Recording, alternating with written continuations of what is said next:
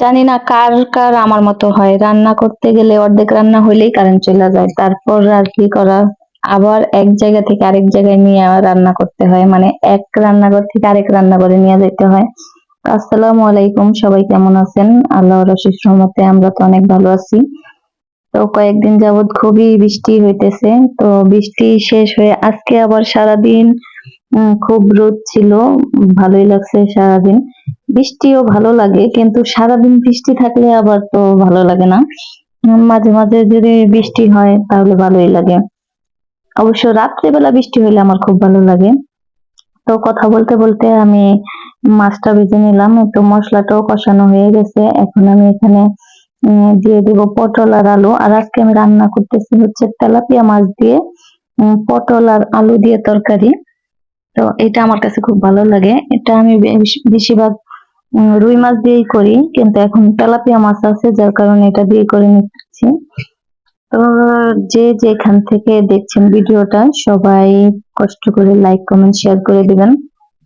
আর হচ্ছে আমার সবজিটা কষানো হয়ে গেছে, এখন আমি পরিমাণ মতো পানি দিয়ে দিচ্ছি ঝোলের জন্য।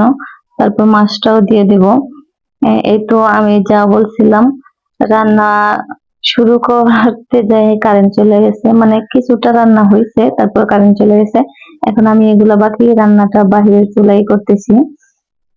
আর কি করব, যেহেতু কারেন্ট যাওয়ারই জিনিস, কারেন্ট তো আর আমাদের নিজেদের সম্পত্তি না, চাইলেও রাখতে পারি না।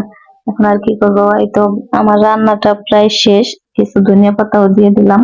আর ধনিয়া পাতাটা আমার খুব পছন্দের, যে কোনো তরকারিতেই ধনিয়া পাতা দিলে আমার খুব ভালো লাগে। যদি ডালও রান্না করি তারপরেও আমি ধনিয়া পাতাটা দেওয়ার চেষ্টা করি, আমার খুব ভালো লাগে।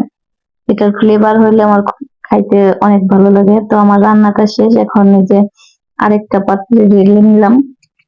কি আর করবো, ওই রান্না করে একই পাত্রে রেখে দিলে দেখা যায় অনেক বড় ওইটা, আহ, জায়গা লাগে বেশি, আর ছোট ছোট পাত্রে ঢেলে নিলে জায়গাটা কম লাগে। আর এখন বিকেল বেলা আমি একটু পাস্তা রান্না করে নিতেছি। আর আমার রান্না দেখে কেউ আবার হাসেন না, আমি যখন যেভাবে ইচ্ছা ওইভাবে রান্না করে ফেলি। এই তো এখন আমি পেঁয়াজ মরিচটা একটু হালকা ভেজে নিতেছি, তারপর পাস্তাটা দিয়ে দিব।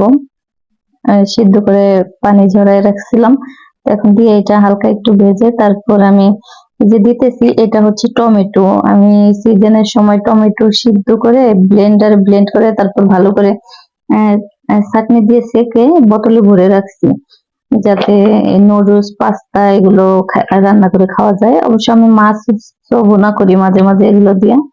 তো আমার এই তো ওইটা দেওয়ার পরে আমি একটা ডিম দিয়ে দিলাম। আর অফ ক্যামেরায় একটু ধনিয়া পাতাও দিয়ে দিব, আর কিছুটা আবার কিনা সসও দিলাম, কারণ ওটার টেস্টটা একটু আলাদা। আর ঘরে তৈরি টমেটো